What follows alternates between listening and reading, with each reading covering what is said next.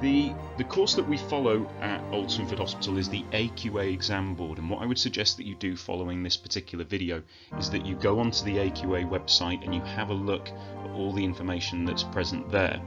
The main reason being for that is, particularly for paper 1, there's a lot of content that you will have to cover, and there's a lot of terminology that you'll have to look at. It might be useful for you to go through and almost rag grade all of those different lists so that you can say, these are things that I feel confident on, green them. These are things where I have a bit of knowledge on, amber them. These are things that I've never heard of before, which you can red them. And with the course that we offer at Old Swinford, it may be the case that you haven't studied design and technology before, and it's something that you wish to study at sixth form level. So I think that it's important, regardless of whether you've done it before or if this is new to you, that you go on the AQA website and have a look at all of those particular components. There are 3 different components that make up the Design and Technology A-level. There are 2 examination papers. In total, they last 4 hours. So the first is about technical principles, and the second is about designing and making principles. And then the big component is the non-exam assessment, which used to be referred to as coursework. This is the manufacture of a project, and this is a project that you get to choose what you do for.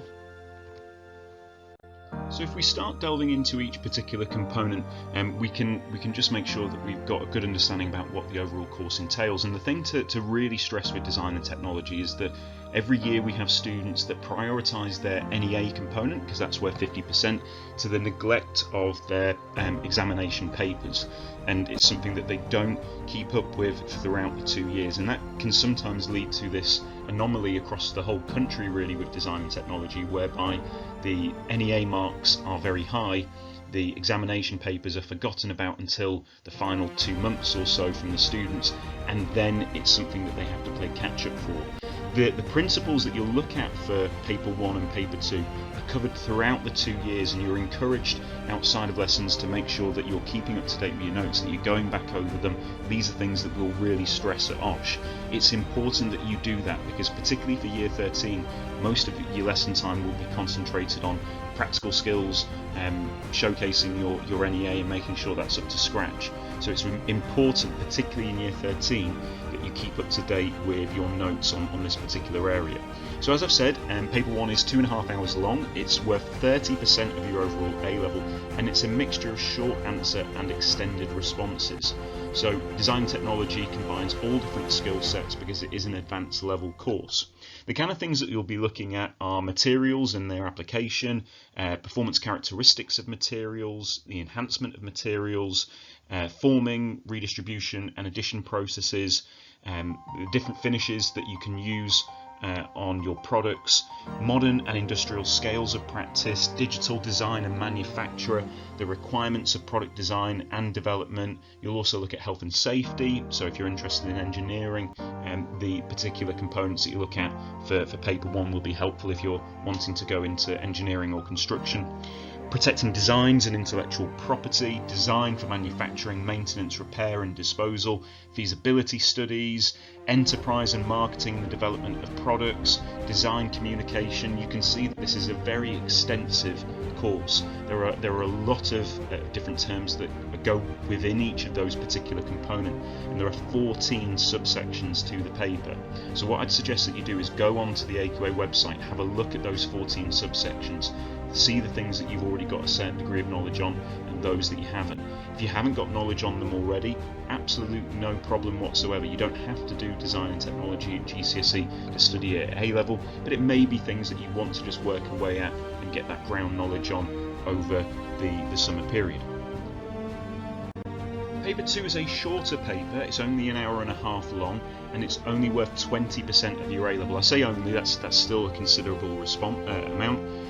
It's again a mixture of short answer and extended response questions, and there's 2 different sections to it. So section A is about an analysis of a product. So you have 6 short answer questions based on visual stimulus of a variety of different products. And then section B is about commercial manufacture. So that's a mixture of short and extended essay responses. Now, it's shorter than the other paper and it's worth 10% less, but there again are a lot of subsections that comprise paper 2. So there's actually 10 different areas. So you'll look at design methods and processes, design theory, technology and cultural changes, design processes, critical analysis and evaluation of the various different products through visual stimulus, which is essentially section A, selecting appropriate tools, equipment and processes, accuracy in design manufacturer, responsible design, so considering environmental factors, design for manufacture and project management, and national and international standards in product design. Those that are particularly interested in architecture will find that paper 2 will have components, as will paper 1, but paper 2 will have components that will give them a bit of a head start to studying at undergraduate level. And it's not a requirement to do design and technology if you want to study architecture at university level, but it is advantageous. There isn't a paper 3, but there is a component called an NEA, a non-exam assessment. And that is worth 50% of the overall A level. And as I've said, across the country, because students see that 50%, they think everything must go into the NEA. It is obviously important, but the examination components can't be neglected. What students have to do as part of their NEA is have a written or digital design portfolio that accompanies a final prototype. Now that final prototype needs to be built and it needs to be photographed as well for submission and standardisation from the exam board. It's an internally marked project that is then standardised by the exam board following it. And what it will do is it will be a practical application of all of the knowledge that you'll have gained through papers 1 and 2. So papers 1 and 2 will be taught throughout the 2 years, and particularly in year 13 you'll use all those skill sets to create that final project. And you'll be doing that in our different suites that we have in the technology department. So that department comprises of Mr. Plant, who is the subject leader for design and technology, and Mrs. Wheeler. Now this is a small department, and usually what we have is we have a small number of students that take design and technology at A level. It's surprising then when you go in as a small group of students how much space is available to you. There are dedicated workshops throughout the technology department. There's lots of specialist equipment that you can use alongside the supervision of Mr. Plant and Mrs. Wheeler, and there is an open door policy for sixth form students when they're wishing to crack on with processing their particular skills in a practical manner.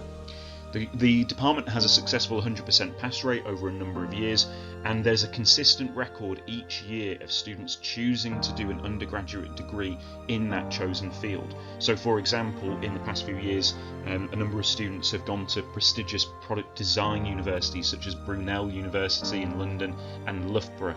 These are two of the top universities if you're looking to do product design as a course.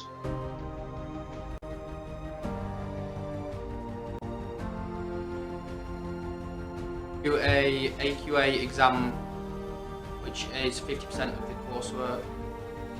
Do an AQA exam, which is 50% of the course, and that is our theory. And then we do a piece of coursework, which is also 50%, and that is a written piece and a project.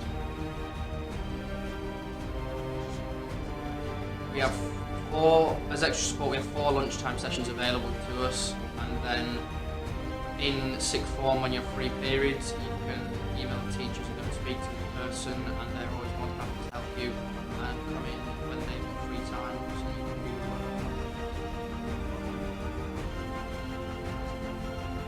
work. The experience throughout the course I've had fun, it's been interesting, lots of support, it's helped me both within lessons and without. There's always something to do to keep you